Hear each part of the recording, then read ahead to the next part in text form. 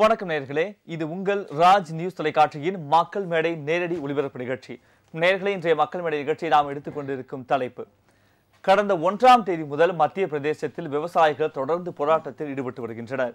அதன் ஒரு பகுதியாக கடந்த செவ்வாய்க்கிழமையன்று ஏறக்குறைய ஒரு 5 பேர் அந்த போராட்டத்தில் ஏற்பட்ட கலவரத்தின் காரணமாக சுட்டு துப்பாக்கிச்சூடு நடத்தப்பட்டதில் உயிரிழந்திருக்கின்றனர். அதைத் தொடர்ந்து பல இடங்களில், குறிப்பாக மத்திய பிரதேசத்தின் தலைநகர் போபால், இந்தூர் போன்ற மற்ற இடங்களிலும் இந்த போராட்டம் கலவரமாக மாறி ஒரு தீவிர நிலையை அடைந்திருக்கிறது என்று சொல்லலாம். இந்த போராட்டத்தை கட்டுப்படுத்த இந்த வன்முறை சம்பவங்களை தடுப்பதற்காக இன்றைக்கு மத்திய பிரதேசத்தின் முதலமைச்சர் திரு சிவராஜ் சிங் சௌகான் அவர்கள் காலை 11 மணி முதல் தசரா மைதானத்தில் உண்ணாவிரதத்தை தொடங்கியிருக்கிறார். இந்த உண்ணாவிரதம் இது ஒரு காலவரையற்ற உண்ணாவிரதம் என்று தெரிவித்திருக்கிறார். இந்த வன்முறை கட்டுக்குள் கொண்டு வருவதற்காக, அதை கொண்டு வரும் நிலையில் அவர் இந்த உண்ணாவிரதத்தை தொடங்கியிருக்கிறார். அது குறிப்பிட்டு அவர் இந்த உண்ணாவிரதத்தின் போது பேசும்போது அவர் சில கருத்துக்களை முன்மொழிந்திருக்கிறார். அதாவது, என்னுடைய வாழ்க்கையே விவசாயிகளுக்காக அர்ப்பணிக்கப்பட்டது என்று தன்னுடைய கருத்தை பதிவு செய்திருக்கிறார். இதற்கு பதிலளித்துள்ள காங்கிரஸ் கட்சியினுடைய செய்தி தொடர்பாளர் திரு கே மிஸ்ரா அவர்கள், முதலமைச்சர் திரு சிவராஜ் சிங் சௌகான் அவர்கள் பேசியிருப்பது, நடந்து கொள்வது ஒரு நாடகம் என்று அவர் தெரிவித்திருக்கிறார். காந்திய வழியில் அவர் போராட்டம் நடத்துவதற்கு பதிலாக அதை கூறிக்கொண்டு அவர் தசரா மைதானத்தில் இந்த போராட்டத்தை நடத்தியிருக்கிறார் என்று தெரிவித்திருக்கிறார். ஏறக்குறைய ஒரு 65% மக்கள் மத்திய பிரதேசத்தில் விவசாயத்தை நம்பியிருக்கின்றனர். இந்த போராட்டமானது தமிழகம் தொடங்கி ஏற்கனவே பஞ்சாப், மகாராஷ்டிரா, மத்திய பிரதேசம், கர்நாடகா என பல மாநிலங்களில் இந்த போராட்டம் தொடர்ச்சியாக விவசாயிகள் தங்களுடைய கோரிக்கைகளை வலியுறுத்தியதாவது, விவசாய கடன் தள்ளுபடி செய்ய வேண்டும், விளைபொருட்களுக்கு உரிய விலை கிடைக்க வேண்டும் என்று தன்னுடைய கருத்தை முன்வைத்து இந்த போராட்டத்தை தொடங்கியிருக்கின்றன. ஆந்திரா, யூபி, உத்தரப்பிரதேசம், தெலுங்கானா தவிர்த்து மீதி மாநிலங்களில் இந்த கடன் தள்ளுபடி செய்து கொடுக்கப்படவில்லை. இதுதான் இன்றைய மக்கள் மேடை நிகழ்ச்சியை நாம் எடுத்துக்கொண்டிருக்கும் தலைப்பு. இது பற்றி நம்முடைய விவாதத்திற்கு வந்திருக்கக்கூடிய தலைவர்களை உங்களுக்கு அறிமுகப்படுத்தி விடுகிறேன். முதலில் பிஜேபியினுடைய ஊடக பிரிவு ஒருங்கிணைப்பாளர் திரு நாராயணன் அவர்கள் வந்திருக்கிறார். அவரை வரவேற்போம். வணக்கம் சார். அடுத்து காங்கிரஸ் கட்சியினுடைய சட்டமன்ற உறுப்பினர் விஜயதாரணி மேடம் அவர்கள் வந்திருக்கிறார். அவரையும் வரவேற்போம். வணக்கம். அடுத்து இந்திய கம்யூனிஸ்ட் கட்சியின் மாநில குழு உறுப்பினர் வழக்கறிஞர் திரு கிசு குமார் அவர்கள் வந்திருக்கிறார். அவரையும் வரவேற்போம். வணக்கம் சார். முதல்ல நான் விஜயதாரணி மேடம் இருந்து ஆரம்பிக்கிறேன். இந்த போராட்டம் நடைபெற்றுக் கொண்டிருக்கும் போதே மத்திய அமைச்சரும் சரி, மத்திய பிரதேசத்தினுடைய முதலமைச்சரும் சரி, காங்கிரஸ் கட்சி இந்த போராட்டத்தை தவறாக வழிநடத்துகிறது, ஒரு கலவரத்தை தூண்டுகிறது அப்படின்னு தங்களுடைய கருத்தை பதிவிட்டிருந்தாங்க.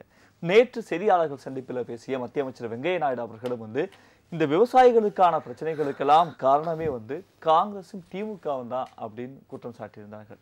இதை பற்றி உங்களுடைய முதல் பதிவு. இல்ல, அதாவது இன்றைக்கு விவசாயிகள் தொடர்ந்து நாடு முழுவதும் போராடி வராங்க. தமிழகத்திலிருந்து திரு ஐயா கண்ணு தலைமையில் ஜந்தர் மந்தர்ல நடந்த போராட்டம், அரை நிர்வாண போராட்டம், பிரதமர் அவர்கள் பேச வேண்டும் என்று டெல்லியிலே போய் போராட்டம் பண்ணாங்க. எத்தனை நாட்கள்?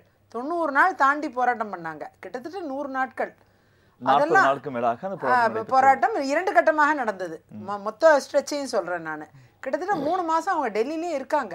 அப்படி இருக்கும் பொழுது பிரதமர் அவர்கள் ஒரு வார்த்தை அவங்களுக்கு ஆறுதலா சொல்லி, இந்த பொதுத்துறை வங்கிகளில் இருக்கக்கூடிய கடன்களுக்கு ஏதாவது ஒரு தள்ளுபடியோ, காங்கிரஸ் ஆட்சி காலத்தில் 70,000 கோடி, கிட்டத்தட்ட 1 லட்சம் கோடி தள்ளுபடி விவசாய கடன் தள்ளுபடி செய்யப்பட்டது. கூட்டுறவு கடன்கள் தள்ளுபடி செய்யப்பட்டது. விவசாயிகளுக்கு ஒரு பொற்காலம் என்றால் அது காங்கிரசின் ஆட்சி தான். அதுல மாற்று கருத்தே கிடையாது. இன்னைக்கு அது நிரூபணமாயிருக்கு. இல்ல, அப்படி இருக்கும்போது வெங்கையா நாயுடு அவர்கள் கூறுவதற்கான இல்ல, வெங்கையா நாயுடு அவர்கள் பிஜேபியில இருக்காரு. இன்னைக்கு எதிர்கட்சி. அவங்க எங்களுக்கு எதிர்கட்சி, நாங்க அவங்களுக்கு எதிர்கட்சி. ஆகையால் அவங்க அப்படிதான் சொல்லுவாங்க. அதுல மாற்று கருத்தே கிடையாது. ஆனா காங்கிரஸ் ஆட்சி காலத்துல எந்த அளவுக்கு பயிர்க்கடன் தள்ளுபடி, பொதுத்துறை வங்கிகள்ல இருந்து கடன் தள்ளுபடி, அதே மாதிரி வீடுகள் ஜப்தி ஆவதை தடுத்து நிறுத்தினோம். இதெல்லாம் நிறுத்தினாலும் வேற வகையில் இந்த பணத்தை ஈட்டி சரி கட்ட முயற்சி செய்தோமே தவிர விவசாயிகளுக்கு முழுமையாக அந்த பலன் கொண்டு சேர்க்கப்பட்டது. அது மாதிரி இப்ப விவசாயிகள் கிட்டத்தட்ட அந்த பலனை பெற்று 5, 6 ஆண்டுகள், 7 ஆண்டுகள் மேல ஆயிடுச்சு. இப்போ மீண்டும் கடுமையான வறட்சி தொடர்ந்து கடந்த 2-3 ஆண்டுகளாக வறட்சி, தவறான நேரத்தில் மழை பொழிவதால், வெள்ளம் வருவதால் பயிர் சேதம், இதெல்லாம் காப்பீடையும் தாண்டி ஒரு பெரிய பெரு நஷ்டம். அதே போல் 5 ஏக்கருக்கு கீழே இருக்கிறவங்களுக்கு தான் இதுலேருந்து கூட்டுறவு கடன் தள்ளுபடி செய்யப்பட்டது. அதுவும் கூட வந்து விவசாயிகளுக்கு பலன் அளிக்கல. இல்ல இதுல கடன் தள்ளுபடி மட்டுமே விவசாயிகளுக்கான ஒரு நிரந்தர தீர்வா இருக்காது. இது வந்து ஒரு மேஜர் தீர்வு, ஒரு முக்கிய தீர்வு கடன் தள்ளுபடி. ரெண்டாவது வந்து கடன் தள்ளுபடி அவ்வப்போது செய்ய வேண்டிய ஒன்று. அப்பதான் விவசாயத்தை நாம சரி பண்ண முடியும். இல்லைன்னா இந்த நாட்டுல விவசாயம் அழிஞ்சு போயிடும். இரண்டாவது என்னன்னா, உரிய விலை கிடைக்கணுங்கிறது விவசாயிகளின் கோரிக்கை. அது யார் செய்யணும்? மத்திய மாநில அரசுகள் தான் செய்யணும். இது மத்திய பிரதேசத்துல இந்த போட்டோக்கு போஸ்ட் கொடுக்கிறது, இது மாதிரி வந்து ஒரு ஊடகத்துல தன்னுடைய இது வந்து வரணும் அப்படிங்கிறதுக்காகவே காங்கிரஸ் துறை தலைவர் திரு ராகுல் காந்தி அவர்கள் இது மாதிரி வந்து இல்லைனாலும் அவர் டெய்லி அவர் என்ன பண்ணாலும் அவர் போட்டோவை பத்திரிகையில போடுறதுக்கு எல்லாருமே தயாரா இருக்காங்க. ஒண்ணும் அதுக்கு ஒண்ணும் பஞ்சமே கிடையாது. அப்படி ஒரு விமர்சனம் வந்து அப்படி ஒரு விமர்சனம் எங்கள் துணைத் தலைவர் ராகுல் காந்தி அவர்களை பார்த்து வைக்க வேண்டிய ஒரு தகுதியற்ற விமர்சனம் அது. நீங்க இன்னைக்கு வந்து யார் என்ன ஒரு விஷயத்தை முன்வைத்தாலும் ஊடகங்கள் முதலாவது அதை வெளிப்படுத்துறாங்க, பத்திரிகைகள் முதலாவது வெளிப்படுத்துறாங்க. அது ராகுல் காந்தியா இருக்கும் பொழுது இன்னும் அதிகமாகவே வெளிப்படுத்துவாங்க. அதுக்கு வந்து இவர் வந்து முயற்சி எல்லாம் எடுக்கணும்னு அவசியம் இல்லை. தன் செயல்பாடுகளை அவர் அமைத்து கொண்டே போகிறார். ஊடகங்களும் பத்திரிகைகளும் முக்கியத்துவம் தருகின்றன. வன்முறை கலவரமாக மாறிவிடக்கூடிய ஒரு சென்சிட்டிவான இஷ்யூ. அப்ப அந்த பிரச்சனைக்கு ஒரு முற்றுப்புள்ளி இருக்காம நம்ம அந்த இடத்துல போய் அந்த போராட்டத்தை ஊக்குவிப்பது வந்து கிடையாது. அங்க நடந்தது என்ன நீங்க சரியா பார்க்கல. அதாவது அவர் மான்சோர்ல வந்து அந்த இறந்தவர்களுடைய அந்த இறந்த விவசாயிகளுடைய சுட்டுக் கொல்லப்பட்ட விவசாயிகளுடைய குடும்பங்களை சந்திப்பதற்காக தான் போறாரு. போன இடத்திலேயே அவரை கைது பண்றாங்க. கைது பண்ணி திரு ராகுல் காந்தி அவர்களை துன்புறுத்துறாங்க. உள்ளவே அனுமதிக்காம அந்த மாதிரி பிரச்சனைகள் பண்றாங்க. அப்படி நான் கேட்கிறேன், ஒரு விவசாயிகள் சுட்டு கொல்லப்படுறாங்க, அவங்கள போய் பார்க்கிற அனுமதியை அந்த மாநில அரசு ஏன் மறுக்குது? அதுல என்ன உள் விவகாரம் இருக்கிறது? முதலமைச்சர் அதற்காக உண்ணாவிரதம் இருக்காரு. அதற்கு ஏன் உண்ணாவிரதம் இருக்காரு? அந்த மாநில முதலமைச்சர் உண்மையாகவே மனசாட்சி உள்ள ஒரு நல்ல நபராக இருந்தால் யார் வேண்டுமானாலும் போய் அந்த இறந்த குடும்பத்திற்கு, இறந்த சுட்டுக் கொல்லப்பட்ட விவசாயிகளின் குடும்பத்திற்கு யார் வேண்டுமானாலும் கட்சி பாரபட்சமின்றி யார் வேண்டுமானாலும் போய் உதவி செய்யுங்கன்னு சொல்லி ஒரு நல்ல மனுஷனா இருந்தா அதை தான் ஊக்கி வைப்பார். ஆனால் இவர் என்ன செய்கிறார்? இவர் தான் அரசியல் செய்கிறார். இவர் போய் உட்கார்ந்து உண்ணாவிரதம் இருக்கிறார். எதுக்கு? விவசாயிகளுக்கு ஆதரவு தெரிவிச்சதுக்காக இவரு உண்ணாவிரதம் இருக்காரு. இதுதானே தவறான ஒரு மனசாட்சியற்ற செயல். உங்களை முதல் பதிவா எடுத்துக்கிறேன். அந்த முதலமைச்சரை இன்னுமே அந்த மாநிலத்துல ஆதரிச்சுக்கிட்டு இருக்காங்க. தன்னை ஆதரித்த மக்களை கூட கண்ணுக்கு தெரியாத ஒரு முதலமைச்சர் தான் இன்னைக்கு உண்ணாவிரதம் உட்காந்துருக்காரு. அந்த உண்ணாவிரத்துக்கு எந்த விவசாயியும் எந்த மக்களும் மரியாதை கொடுக்க மாட்டாங்க. அது ஒரு பொய்யான உண்ணாவிரதம். மக்களை ஏமாற்றுவதற்காக அவர் ஒரு போராட்டத்தை ஆரம்பித்து இன்றைக்கு அரசியல் செய்வது அந்த மாநில முதலமைச்சர், பிஜேபியின் முதலமைச்சர் சிவராஜ் சௌஹான். இதில் மாற்று கருத்தே கிடையாது. உங்களுடைய முதல் பதிவுக்கு நன்றி திரு நாராயணன் அவர்கள். இந்த வன்முறை ஒரு 10 நாளா வந்து தொடர்ச்சியா இருக்கு. இதை வந்து ஒரு கட்டுக்குள் கொண்டு வராம இதற்காக நான் உண்ணாவிரதம் இருப்பேன், அதனால வந்து வன்முறையை கட்டுக்குள் கொண்டு வரப்படும் அப்படின்னு நினைப்பது எந்த அளவுக்கு சாத்தியம்? வன்முறையை காவல்துறையினுடைய பலத்தை பிரயோகித்து கட்டுப்படுத்தினால் அது தவறு என்று சொல்லும்போது அதை அமைதியின் மூலமாகத்தான் கட்டுப்படுத்த முடியும் என்கின்ற அளவில் இன்று அமைதிக்காக நான் காலவரையற்ற உண்ணாவிரதம் மேற்கொள்கிறேன் என்று தெளிவாக சொல்லி அவர் அமர்ந்திருக்கிறார். அதனால் இப்படி செஞ்சால் அது ஏன் அப்படி செஞ்சுங்கன்னு கேட்குறதும், இதை கட்டுப்படுத்தாத ஏன் போய் உண்ணாவிரதம்னு கேட்குறதும் முரண்பாடான செயல்களாகத்தான் தெரிகிறது. ஆனால் முதல்ல தொடர்ந்து திரு வெங்கையா நாயுடு சொல்லி கொண்டு வருவது இதை அரசியலாக்க வேண்டாம். ஏன்னா மற்ற மாநிலங்களில் இருக்கிற மாதிரியான சூழ்நிலை மத்திய பிரதேசத்தில் இல்லை. மற்ற மாநிலங்களிலெல்லாம் விவசாயிகளுடைய உற்பத்தி இல்லாத ஒரு சூழ்நிலை இருக்கிறது. இங்கே வறட்சி இருக்கிறது, உற்பத்தி இல்லாது போய்விடுது. ஆனால் இங்கே பிரச்சனை அப்படியே ஆப்போசிட். முதல்ல இதனுடைய இஷ்யூ என்னன்னு பார்க்கணும். ஃபஸ்ட்டு அரசியல் பேசுகிறது தவறு இருந்தாலும் மத்திய பிரதேசத்தில் என்ன நடக்குது அப்படின்னு மக்களுக்கு தெரியணும். ஏதோ விவசாயிகள் போனாங்க, ஷூட்டிங் நடந்துச்சு, அதனால் பிரச்சனை ஆகுது, அதெல்லாம் ஒரு பக்கம் இருக்கட்டும். அங்கே ப்ராப்ளம் அதிக உற்பத்தி. இந்த 10 ஆண்டுகளில் 92% வளர்ச்சி விவசாயத்தில் எட்டப்பட்டிருக்கிறது. இரட்டைப்படை எண்ணிக்கையை சிவராஜ் சிங் சௌஹான் அவர்கள் 4.9 இருந்ததை 10க்கு மேலே கொண்டு வந்து முதல் 5 வருடங்கள்லையே, அதன் பிறகு இப்பொழுது கிட்டத்தட்ட 16-17 விழுக்காடுகள் வரைக்கும் அந்த வளர்ச்சியை கொண்டு போயிட்டார். இங்கே விஷயமே இதே கடந்த ஒரு 1.5 வருடங்களுக்கு முன்பாக இதே ராஜ் தொலைக்காட்சியில் நானும் விக்னேஷும் கூட, நானும் விஜயதாரணியும் கூட இந்த பருப்பு வகைகளுடைய விலைவாசி இவ்வளவு ஏறி விட்டதே அப்படின்னு சொன்னபோது, இது வந்து விவசாயத்திற்கு செய்யும் மிகப்பெரியது, மக்களுக்கு செய்யும் துரோகம், மக்களுக்கு விலைவாசி கட்டுக்கடங்காமல் போயிடுச்சு அப்படின்னு சொன்னபோது விவசாயிகளுக்கு அதிக விலை கிடைத்து கொண்டிருந்தது. அன்னைக்கு பருப்பு 200 ரூபாய் வித்துச்சு. இன்னைக்கு அதே மத்திய பிரதேசத்தில் பருப்பு 70 ரூபாய்க்கு வந்துருச்சு. இங்க விஷயம் என்னன்னா, நான் இது சரி அது தவறு என்று சொல்லவில்லை. முதல்ல ஒரு புரிதல் வேண்டும். எதனால பிரச்சனை அப்படின்னு வரும்பொழுது, விலைவாசி குறைந்து விட்ட காரணத்தினால அதனுடைய பலன், அதனுடைய லாபம் விவசாயிகளுக்கு செல்லாத காரணத்தினால, குறிப்பாக இடைத்தரகர்கள், மார்க்கெட் பண்றவங்க, வியாபாரிகள், விவசாயிகளுக்கும் மக்களுக்கும் இடையில இருக்கிறவங்கள இதை தூண்டி விடுவதாகவே அந்த தூண்டி இடத்துல காங்கிரஸ் கட்சி இருந்திருக்கிறது என்பதையும், இதுவரையிலும் 18 வழக்குகள் 56 காங்கிரஸ் கட்சியினர் மேல பதியப்பட்டிருக்கிறது ஆதாரத்துடன் கடந்த நாட்கள்ல. இதுல கரையன் அசம்பிளியினுடைய அந்த சட்டசபை தொகுதியினுடைய சாகுந்தலா அவங்க ஒரு குற்றம் சாட்டப்பட்டவராக இதுல சேர்க்கப்பட்டிருக்கிறார். அதே போல மீனாட்சி ராவ், ஆமா, அவங்க எம்எல்ஏ இல்ல, அவங்க எக்ஸ்எம்பி. ஆமா, அவங்க ஜீத்து பட்வாரி, அதே போல டிபி தன்கல், இவங்க எல்லாருமே குறிப்பா நேற்று நீங்க இந்த விவசாயிகளுடைய துப்பாக்கி சூடு என்பது வருத்தம் அளிக்கக்கூடிய விஷயமாக இருந்தால் கடந்த 2-3 நாட்களாக நீங்கள் காட்சிகளை பார்த்தால் வீடியோ ஆதாரத்தோடு காங்கிரசார் காவல் நிலையத்தை கொளுத்த வேண்டும், லாரிகளை கொளுத்த வேண்டும் என்கின்ற அடிப்படையில் பேசியது மிக தெளிவாக பதிவாகி இருக்கிறது. முதல் 2 நாட்கள் விவசாய போராட்டம் நடந்த பொழுது பாரதிய கிசான் சங்கம் போராட்டத்தை முன்னின்று நடத்தியது.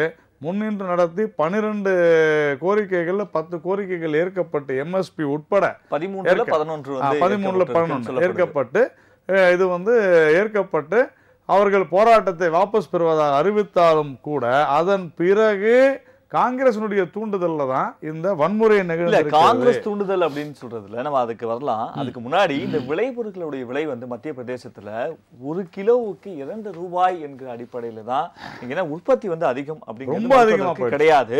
ஆனா அதே சமயத்துல 1 கிலோவுக்கு 2 ரூபாய் அப்படிங்கிறது ஒரு சரியான விஷயமா பேசப்படுகிறதா? ஏன்னா இப்ப ஆல்மோஸ்ட் நாடு முழுவதும் இந்த விளைபொருட்களுக்கு உரிய விலை கிடைக்கணும் அப்படின்னு தமிழ்நாட்டு விவசாயிகளும் சொல்றாங்க, பஞ்சாப்ல இருக்கவங்களும் சொல்றாங்க, கர்நாடகா, மத்திய பிரதேசம், மகாராஷ்டிரா எல்லா மாநிலங்களையும் சொல்றாங்க. இதை நிர்ணயிப்பதில் இல்லை, இதை சீர்திருத்துவதில் என்ன தயக்கம்? இல்லை, இது என்ன தயக்கம்னா அதுதான் பல்வேறு சட்டங்கள், குறிப்பாக இந்த நிலம் கையகப்படுத்துதல் சட்ட திருத்தத்திலிருந்து நம்ம அது மட்டும் நான் சொல்லலை, அதிலிருந்து வந்தோம் என்று சொன்னால் சரியான முறையில் ஒரு இன்ஃப்ராஸ்ட்ரக்சர் டெவலப்மெண்ட் என்று சொல்லப்படுகிற அந்த திட்டங்களுக்கு ஒரு ஆதரவை கொடுத்து அனைத்து மாநிலங்களும் சேர்ந்து நாம் செயலாற்றி இருந்தால் இது சாத்தியம். உதாரணத்துக்கு மத்திய பிரதேசத்தில் காய்கறி விளையுதுன்னு வச்சுங்களேன், மத்திய பிரதேசம் விற்க முடியும், அதை வெளியே கொண்டு வர முடியாது. இதுதான் அங்கே பிரச்சனை. அதே மாதிரி பருப்பு வகைகள் என்ன ஆயிடுச்சுன்னா, நாம் இம்போர்ட் பண்ணுறோம். சென்ற வருடம் ஆன அந்த பிரச்சனைக்கு நாம் என்ன பண்றோம்னா தயார் நிலையில் இருக்க வேணும்ன்றத அதிகமா நாம இறக்குமதி செய்த காரணத்தினால பருப்பு வகைகளுக்கு சரியான இது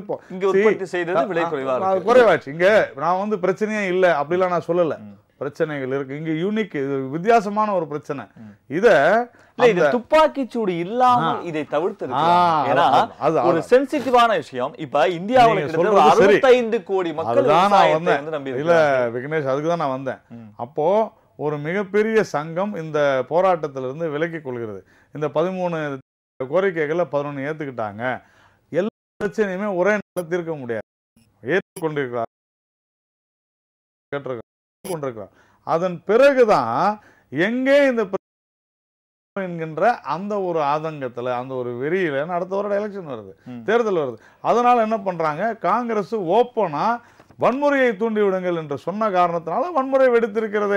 ஒரு விஷயம் என்னன்னா, வன்முறை யாரு கையாண்டாலும் இந்த 5 விவசாயிகள் என்று சொல்லப்படுகிற 5 பேர் கொல்லப்பட்டிருக்கிறார்கள் அல்லது துப்பாக்கி குண்டுகளுக்கு பலியாகிறதுக்கு வருத்தமான செய்தி, 1 கோடி ரூபாய் கொடுத்திருக்கிறாங்க.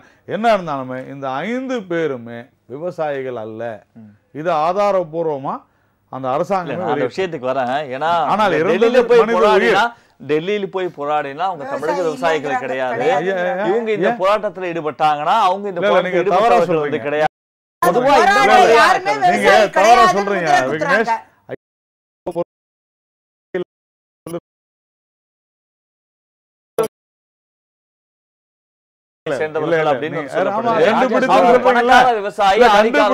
கர்நாடக விவசாயம் சொல்ல கண்டுபிடித்து இவர் ஆம் ஆத்மியில பொறுப்புல இருந்தவர்னு சொல்லிருக்குது. ஊடகங்கள்ல தானே செய்தி வந்திருக்கு, நாங்களா சொன்னோம். ஊடகங்கள் விவசாயின்னு சொல்லும்போது அவர் வந்து தனிப்பட்ட முறையில் இருக்காரு, அவருடைய காங்கிரஸ் கட்சிக்காரர் சொல்லிட்டு அதற்கேற்ற இதே ஐயா கண்ணு இன்னைக்கு போய் போராட்டத்தை வாபஸ் வாங்குறாருல்ல, இவர் என்ன பண்ணிருக்கணும், தமிழக முதலமைச்சர் அந்த போராட்டத்தை அதிகப்படுத்தாமல் அவர்களை பேச்சுவார்த்தை நடத்தி என்னைக்கு அதை பண்ணிருக்கணும். அவர் 3 மாசம் டெல்லிக்கு போறதுக்கு முன்னால பண்ணிருக்கணும். எங்கெல்லாம் பிஜேபி ஆட்சி நடக்கிறதோ அங்கெல்லாம் வந்து விவசாயிகள் மாநிலத்திலே போராட்டம் பண்ணுவாங்க. எங்கெல்லாம் பிஜேபி ஆட்சி நடக்கலையோ டெல்லியில போய் போராட்டம் பண்ணுவாங்க. இதுதான் டிசைன், காங்கிரஸினுடைய டிசைன். இல்ல காங்கிரஸ் நாங்க என்ன இங்க ஆட்சியில இருக்கோம், திமுக வச்சுங்களேன், நீங்களும் திமுக அதான் வெங்கையா நாயுடு சொல்லுறாரு. திமுகவும் காங்கிரசும் விவசாயிகள் பிரச்சனையை கையில் எடுத்துக்கொண்டு நாட்டை பிளவுபடுத்த பார்க்கிறது. அவர் தமிழ்நாடு முதலமைச்சரை திரு ஐயாக்கன் அவர்கள் சந்திச்சு அவர் வந்து முதலமைச்சர் சில வாக்குறுதிகளை தந்ததுனால அவர் வந்து தற்காலிகமா அந்த போராட்டத்தை நிறுத்தி வைக்கிறார். மத்திய அவங்க போராட்டம் கொடுத்திருக்கலாம் இல்லையா? அதே நேரம் சிவராஜ் சௌஹான் அவர்கள் இப்படி உண்ணாவிரதம் உட்கார்றதுக்கு பதிலா அந்த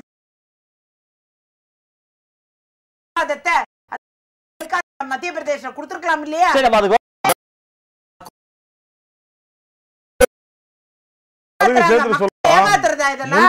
முல்டாயில 1998 இதே திக்விஜய் சிங்கனுடைய முதல்வராக இருந்த போது 18 விவசாயிகள், அத்தனை பேர் விவசாயிகள் சுட்டு கொல்லப்பட்டனர். நீங்க தான் கொன்னீங்களா? சுட்டு கொல்லப்பட்டனர் அது வேற. தற்கொலை பத்தி நம்ம டீடைல் வார்த்தை பேச்சு வரும்போது நீங்க சுட்டு கொன்னீங்களா, அப்ப திக்விஜய் சிங் சுட்டு கொண்டாரு ஒத்துக்கறாங்களா? இப்ப தொடர்ந்து பேசலாம். என்ன பேசுறீங்க? அவருடைய முதல் பதிவை கேட்டு வந்தேன். திரு குமார், இந்த பிரச்சனையை ஒரு மத்திய பிரதேசத்தினுடைய பிரச்சனையா மட்டுமே வந்து பார்ப்பதா, இல்ல ஒட்டுமொத்த இந்தியாவிலே இந்த விவசாயம் அப்படிங்கிறது ஒரு 6 மாத காலமாகவே தொடர்ந்து பார்க்கும்போது, ஏன்னா ஒரு பக்கம் பருவமழை பிரச்சனை, ஒரு பக்கம் உற்பத்தி அதிகம், விளைவுகளுக்கு சரியான விலை வந்து நிர்ணயிக்கப்படலை அப்படின்னு சொல்லப்படுது. இப்போ பொதுவாக நிறைய மாநிலங்களில் இந்த பிரச்சனை இருக்கு. பிஜேபி சொல்ற மாதிரி பிஜேபி ஆளுகின்ற அந்த மாநிலத்தில் இந்த பிரச்சனை வந்து கிரியேட் பண்றாங்க அப்படின்னு சொல்லப்படுது. உங்களுடைய முதல் பதிவு. பொதுவாக பாரதிய ஜனதா கட்சியினுடைய பார்வையிலேயே விவசாயம் வந்து ஒரு சரியான பார்வை பாஜகவுக்கு இல்லை என்பது எங்களுடைய கருத்து. கம்யூனிஸ்ட் கட்சியின் சார்பிலே இதை நாங்கள் முன்வைக்கிறோம். இந்தியா வந்து ஒரு விவசாய நாடு. ஆனா விவசாயத்தை விட்டு பாரதிய ஜனதா கட்சி இந்தியாவை வேறு ஒரு தளத்திற்கு கொண்டு போக முயற்சிக்கிறாங்க. அவருடைய சித்தாந்தத்தின் அது கீழே வரைக்கும் போகும். RSS அமைப்பு, அவனுடைய கான்செப்ட், விவசாயம் குறித்த வேதங்களில் சொல்லப்பட்டது, இவர்கள் பிராக்டிஸ் பண்றது, விவசாயிகள் மீதான மரியாதை,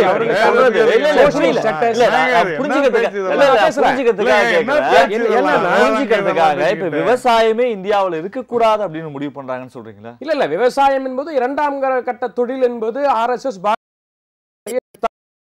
அதுல மாற்றது கிடையாது, ஏற்றுக்கொள்வார் நாராயண. இல்ல அதுக்கு அவர் பதில் சொல்லுவாரு. அடுத்து இன்றைக்கு மத்திய பிரதேசத்துல விவசாயிகளுடைய பிரச்சனை என்னன்னா, தொடர்ச்சியாக 2 ஆண்டுகளாக வந்து இந்த பருப்பு பிரச்சனை எல்லாம் கிடையாதுங்க. தக்காளி, வெங்காயம், உருளைக்கிழங்கு இது வந்து எக்கச்சக்கமா உற்பத்தி பண்ணிருக்காங்க. இதை வந்து என்டர்பிரனர்ஸ் வாங்கி அதை ப்ரிசர்வ் பண்ணி மார்க்கெட் பண்ண முடியாத பொருட்கள் இது. விவசாயிகள் நேரடியாக சந்தைப்படுத்தணும், அவர்கள்ட்ட இல்லாட்டா அழுகி போயிடும். இது 3 பொருளுமே. அதனால இதுதான் வந்து பெரும்பான்மை விவசாயிகளுடைய உற்பத்தி பொருள் இதுதான். இதை கொண்டு போய் சந்தைப்படுத்தி விற்க முடியல. அரசாங்கம் வந்து கிலோ 8 ரூபாய்க்கு வந்து வெங்காயத்துக்கு விலை நிர்ணயம் செய்ததா ஒரு அறிவிப்பு வெளியிட்டாங்க. ஆனா சந்தையில 1 ரூபாயும் 2 ரூபாயும் தான் அதுக்கு வாங்குறாங்க. ஒரு விவசாயி ஒரு தன்னுடைய ஒட்டுமொத்த பலத்தை பயன்படுத்தி ஒரு உற்பத்தியை செய்யறான். அந்த உற்பத்தி அந்த ஆண்டு ஒன்றும் கிடைக்கல, கடந்த ஆண்டு கிடைக்கல, 16ஆம் ஆண்டு கிடைக்கல. அனைத்தையும் கொண்டு வந்து சாலைகளை கொட்டி அழித்தார்கள். அன்றைக்கு அரசுகள் அவங்ககிட்ட வைத்த கோரிக்கை தான், எங்களுக்கு வந்து கடனை தள்ளுபடி பண்ணுங்க, முறையான வந்து கொள்முதல் விலையை வந்து நீங்க உற்பத்தி. அன்றைக்கு செய்யவில்லை, எதிர்ப்புகள் வந்தது, முடிஞ்சது. அடுத்து மறுபடியும் இந்த ஆண்டும் கடனை உடனே வாங்கி மறுபடியும் விவசாயம் செய்யறாங்க, மறுபடியும் உற்பத்தி வருது. இந்த உற்பத்திக்கும் 8 ரூபாய்க்கு பதில் 1 ரூபாய் தான் விற்கப்படுது. ஸோ அவன் அங்கேருந்து கொண்டு வர்றதுக்கான ஒரு பொருள் செலவு கூட கிடைக்கல. அப்ப 2 வாழ்வாதாரம் போயிருது. விவசாயிகள் எப்பவுமே சொத்தை வச்சுக்கிட்டு அதுல இருந்து வருமானத்துல செய்வது கிடையாது. இந்த விலை நிர்ணயம் செய்வதில் தாமதப்படுத்துறாங்க. அதுதான் சொல்றேன். பாஜகவுடைய இந்த பிசினஸ் மோட்டிவேஷன் வந்து, பிசினஸ் ஐடியாலஜி விவசாயத்திற்கு பொருந்தாது. இந்தியாவுடைய பூர்வீக தொழில் அது குறித்த பார்வையோ அது குறித்த ஒரு தெளிவான விளக்கமும் பாஜகவோட இல்லை.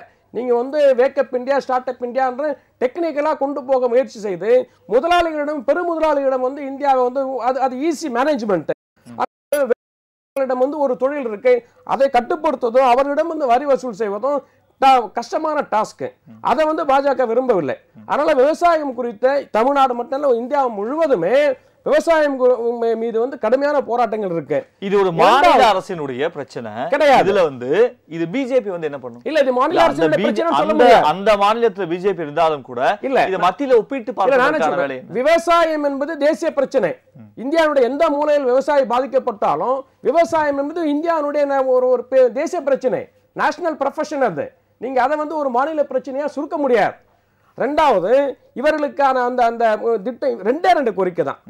ஒண்ணு அந்த கடனை தள்ளுபடி செய்திருக்கணும். இரண்டாவது வந்து விளைபொருட்களுக்கான இழப்பீடு இல்ல, விலை நிர்ணயம் செய்து அதை அரசு கொள்முதல் செய்யணும். அதுதான். இதை வந்து இந்த 13 கோரிக்கைகளை இது 2 விட்டுட்டு இதுதான் வச்சாங்க. மற்ற சிறு சிறு கோரிக்கைகளை இவங்களே கிரியேட் பண்ணி பாரதிய கிசான் பார்ட்டி மூவ்மெண்ட் வந்து அவங்களே போட்டு அவங்களே வித்ரா பண்ணி போயிட்டாங்க. ஆனா இந்த நேரத்துல வந்து அவங்களுக்கு கடுமை வாழ்வாதாரம் போயிருது. இல்ல, 13 கோரிக்கையில 11 கோரிக்கைகள் வந்து நிறைவேற்றப்பட்டு இருக்கு அப்படிங்கறத ஒரு பாசிட்டிவா பாக்குறது ரொம்ப நெகட்டிவ் அது. இல்ல, இந்த 2 மட்டுமே வந்து பண்ணல அப்படிங்கிறதுக்காக நெகட்டிவ். அவர்களுடைய கோரிக்கை இதுதான், மேஜர் 2 கோரிக்கை தான். இதுதான், இததான் அவங்க அட்ரஸ் பண்றாங்க. 2 ஆண்டுகளா 10 ஆண்டுகளா இதுதான் அட்ரஸ் பண்றாங்க இந்தியா முழுவதும். அங்க விவசாயம், இங்க வந்து விளைச்சல் இல்ல, இருக்கிற விளைச்சலுக்கு கொள்முதல் விலை இல்ல. பெட்ரோலை வந்து பெட்ரோல் உற்பத்தி நிறுவனங்களை நிர்ணயிக்க முடியுது, மின்சாரத்தை மின்சார உற்பத்தி நிறுவனங்களை நிர்ணயிக்க முடியுது. விவசாய பொருட்கான உற்பத்தி விவசாயிகளால நிர்ணயிக்க முடியல. மார்க்கெட்ல பையர் வேறவா இருக்கிறான். இந்த நம்ம நாராயணன் சொன்ன போல பிஜேபி மட்டுமே பொறுப்பா? பிஜேபி மட்டும் தான் பொறுப்பு. யார் ஆட்சியில இருக்காங்க? இல்ல இல்ல, சரி, 10 ஆண்டுகளுக்கு முன்பு 10 ஆண்டுகள் பிஜேபி ஆட்சியில இருக்கு. முன்னாடி ஏதாவது நீங்க தான் இருக்கீங்க. இது மத்திய அரசுடைய மத்திய பிரதேசத்துடைய பிரச்சனை மட்டுமே இல்லன்றீங்க. இல்ல இல்ல, அப்படி கிடையாது.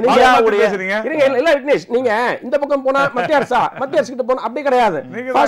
உங்களுடைய முதல் பொறுப்பு மாநில அரசு, இரண்டாவது பொறுப்பு மத்திய அரசு. பிஜேபி மேல ஒரு குற்றச்சாட்டை வைக்கிறீங்க, இதற்கு முழு பொறுப்பு பிஜேபி மட்டும் தானா? இதற்கு முன்பு ஆட்சி இருந்த காங்கிரசும் சொல்லுங்க. மொத்தமாக ஒரே நாளில் ஒரு அறிவிப்பு வெளியிட்டு இந்தியா முழுவதும் செயல்படுத்தக்கூடிய ஒரு நிலை இருக்கும்போது இதற்கு எந்த அரசாக இருந்தாலும் பொறுப்பேற்று சிவராஜ் சிங் சௌகான வெளியில போய் சொல்லுங்க, காங்கிரஸ் ஆட்சி செய்வாங்க. மாநிலத்துல முதலமைச்சர் இருக்கு.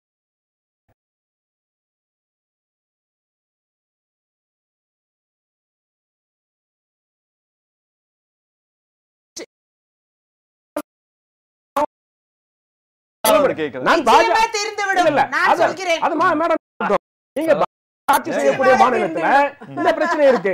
இரண்டாவது, இது குறித்து போராடினாங்க இல்லையா, இந்த போராட்டத்தை இந்த கட்சி அணுகிய முறை மிக வன்முறையானது, சர்வதேச மனித உரிமை மீறல். ராகுல் காந்தி போனார அவரை பிரிவென்ட் பண்றாங்க. அவருக்கு வந்து கான்ஸ்டிடியூஷனல் ரைட்ஸ் இருக்கு. ஒரு அமைச்சருக்கு என்ன அதிகாரம் இருக்கு? அவர் வந்து ஒரு அமைச்சருக்கு நிகரானவர். எப்படி எப்படி எப்படி ராகுல் காந்தி நீங்க கொடுக்கல, அவர் எடுத்துக்குவார். எதிர்கட்சி தலைவர் நீங்க கொடுக்கல சார், நீங்க கொடுக்க மாட்டீங்க. ராகுல் காந்தி ஒரு பார்லிமெண்ட் எதிர்கட்சி தலைவரே இல்லாம நடத்த நீங்க விரும்புறீங்க, அது உங்களுடைய தவறு. ராகுல் வந்து கடமை செய்யறாரு, சரி அதை விட்டுருங்க.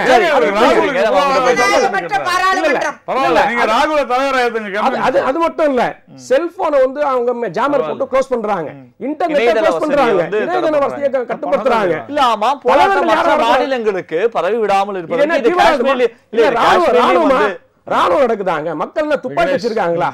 ஏங்க கத்திரிக்காய் வச்சிருக்கான் அவன்கிட்ட போய் நீங்க வந்து வெப்பன்ஸ் கொண்டு போக கூடாது. போலீஸ் எப்படி நீங்க துணை ராணுவத்தை எப்படி கொண்டு வந்தீங்க? ஒரு சென்சிட்டிவான இஷ்யூ, துணை ராணுவத்தை ஒரு சென்சிட்டிவான இஷ்யூவை இது இந்தியா முழுக்க ஒரு வாட்ஸ்அப்லயும் இல்ல ஃபேஸ்புக்லயும் பரவச்சா பிரச்சனை எப்படா தொடர்ந்து வர பதில வாங்கிட்டு உங்க திருப்பி பதில வாங்கிட்டு உங்ககிட்ட வர இது பதில வாங்கிட்டு துணை ராணுவத்தை கொண்டு வந்து மிகப்பெரிய தவறு. இதுக்கு பதில போலீஸ் மட்டும் இல்ல, துணை ராணுவத்தை கொண்டு வந்து மிகப்பெரிய தவறு. பதில் சொல்லுங்க. எது தவறு? அதுதான் நான் முதலே சொன்னேன். நான் இதுல உண்மையிலேயே மக்களுக்கு சில செய்திகள் போய் சேர வேண்டும் என்று தான் விரும்புகிறேன். ஆனா இதுல பாஜக தான் மோசம். என்கின்ற ஒரு பெண்ணை கர்ப்பழித்து உயிரோடு எரித்து கொன்ற வழக்குல கம்யூனிஸ்ட் கட்சியினருக்கு தண்டனை வழங்கப்பட்டது. சிவராஜ் சிங் மேல இந்தியால அதிகமான வழக்கு உங்க மேல தான் இருக்கு. உங்க மேல தான் நீங்க என்ன பண்ணிருக்கணும்? சிவராஜ் சிங் சௌகார் இருக்கு, துப்பர் வழக்கு இருக்கு, எல்பி வழக்கு இருக்கு. அவர் பேசி முடிக்கணும்.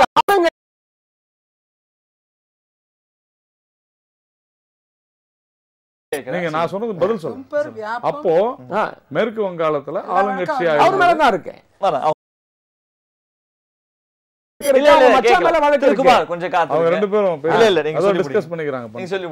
மேற்கு வங்காளத்துல அடுத்த கூட்டணி அன்னைக்கு ஆளுங்கட்சியா இருந்தது கம்யூனிஸ்ட். நான் என்ன கேட்கிறேன், நீங்க தேவையில்லாத விஷயத்த பேச வேணாம்னு சொன்னா சித்தாந்தத்தை பத்தி எல்லாம் அவர் பேச வேண்டிய அவசியம் இல்லை. நான் உங்ககிட்ட கேட்டு விவசாயம் சார்ந்த சித்தாந்தம் சொல்றேன்.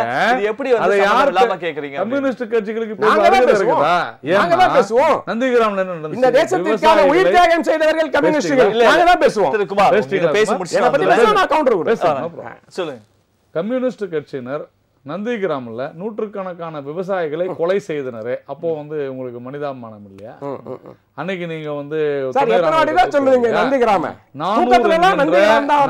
என்கின்ற கிராமத்துல 2011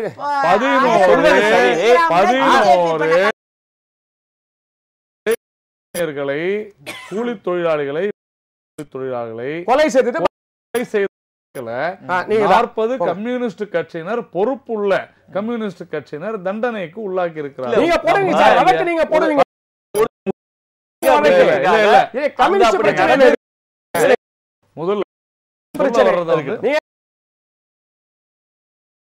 ஒன்று, நான் இந்த விவாதத்துல பங்கெடுக்க மாட்டேன். அப்படி இல்லைன்னா அவரை பேசக்கூடாது செய்வேன்.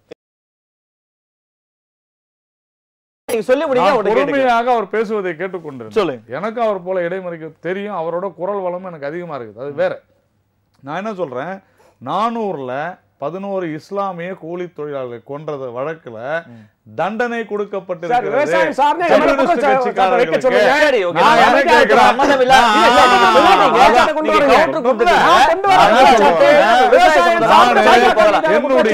என்னுடைய முதல் பதிவுல நான் எந்த ஒரு குற்றச்சாட்டையும் கம்யூனிஸ்ட் மேல நான் வைக்க முடியாது சார். நாங்க மத்தியில் ஆட்சியில இல்ல.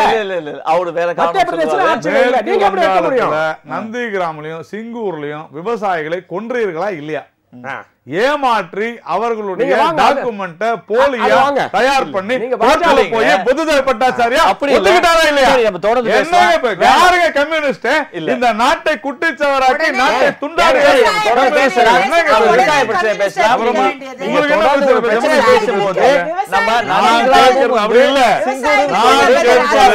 இல்ல விக்னேஷ், நான் சொல்வது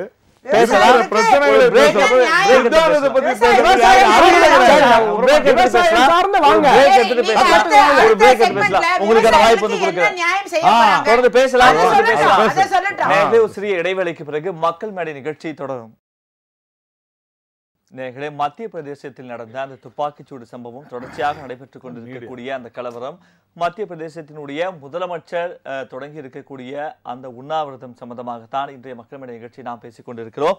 அதற்கு முன்பு ஏறக்கூடிய இந்த மத்திய பிரதேசம் அப்படின்னு சொல்லும் போது நாட்டிலேயே பல ஆண்டுகளாக விவசாயத்தில் முன்னணியில் இருக்கக்கூடிய மாநிலத்தில் மத்திய பிரதேசமும் ஒரு முக்கிய இடத்தை வகிக்கிறது. இதில் எந்த மாற்று கருத்தும் இருக்க முடியாது.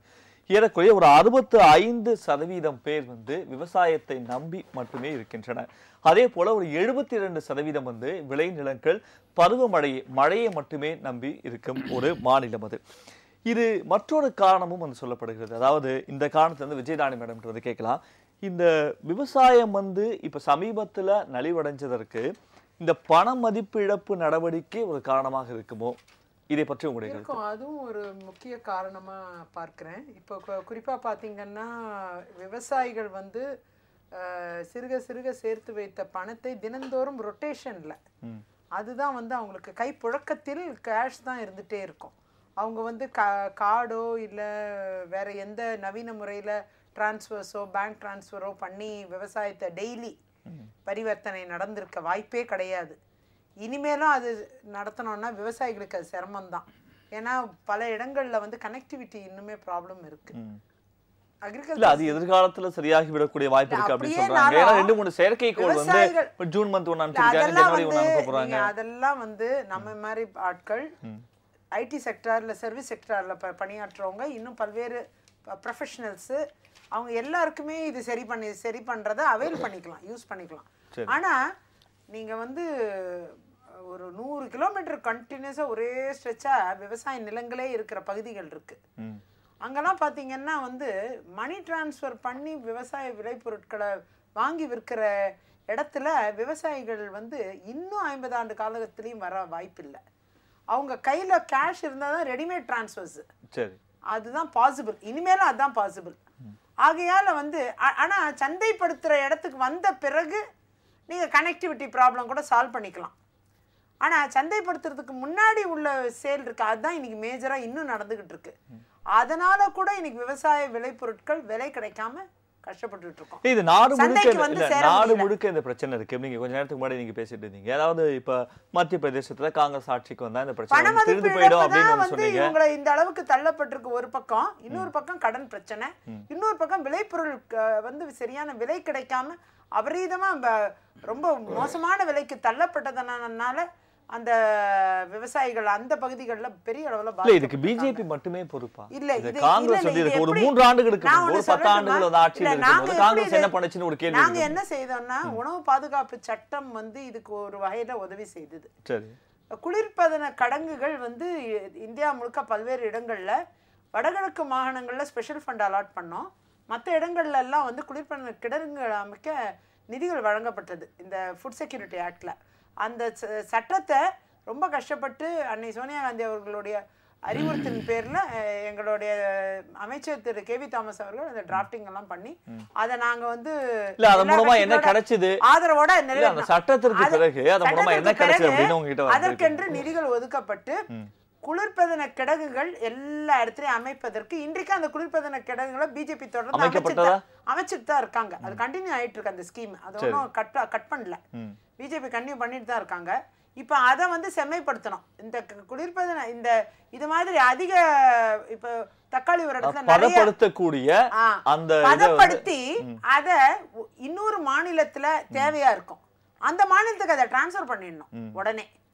அடுத்த நாள் மார்னிங் இங்க தக்காளி 2 ரூபா கிலோக்கு இறங்குற அளவுக்கு ஆகி போயிருச்சுன்னா 10 ரூபா கிலோ பக்கத்து மாநிலத்துக்கு டிரான்ஸ்ஃபர் பண்ணிடணும் உடனே. குளிர்பதன நெக்ஸ்ட் டே மார்னிங்கே டிரான்ஸ்ஃபர் ஆயிரும், இமிடியட்லி பாசிபிள். அது எல்லாமே நீங்க பாத்தீங்கன்னா இன்னைக்கு கார்கோ அந்த அளவுக்கு டிரான்ஸ்ஃபர் பண்ற அளவுக்கு இன்னைக்கு கண்டெய்னர்ஸ்ல அந்த வசதிகள் செய்யப்பட்டிருக்கு.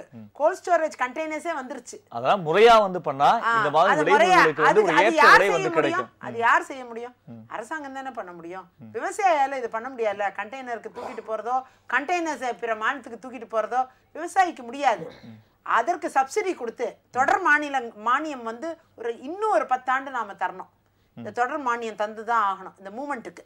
அந்த மானியத்தை வழங்கி இப்ப மத்திய பிரதேசத்துல அவர் செய்ய தவறிட்டாரு சிவராஜ் சௌஹான். ஆனா நிறைய மாநிலங்கள் இப்ப அமல்ல இருக்கு. இதனால நமக்கு ஓரளவுக்கு விலை செய்ய தவறிட்டாரு அப்படிங்கறத விட பல ஆண்டுகளா உற்பத்தியில ஒரு முன்னணி வகிக்கக்கூடிய ஒரு மாநிலமா பார்க்கப்படுது. உற்பத்தியில முன்னணி வைக்கிறதுனாலயே அங்க குளிர்பதன கிடங்குகள் அதிகமா தேவை. பிற மாநிலங்களுக்கு அதிகமா எக்ஸ்போர்ட், அத இன்டர்னல் எக்ஸ்போர்ட் பண்ணோம் நம்ம. சரி, ஓகே. இத பண்ணிருந்தா இன்னைக்கு இந்த 5 பேர் இறந்திருக்க மாட்டாங்க, சரி தொடர்ந்து கடல்ல தள்ளப்பட்டிருக்க மாட்டாங்க. விவசாயிகள் இறப்பதற்கு ஒரு மெயின் ரீசன், தற்கொலைக்கு மெயின் ரீசனும் நீங்க பாத்தீங்கன்னா அவங்க கையில உள்ள பணம் குறைஞ்சு, அதாவது இல்லாம போறதும், அதே நேரம் இருந்த பணம் தொலைஞ்சு போறதும். இது 2 தான் அவங்கள பாதிக்குது, உயிரை விடுற அளவுக்கு பாதிக்குது. விஜயதாரணி அவர்கள் சொன்னதுல ஒரு சில விஷயங்கள் சரியாக சொன்னாங்க.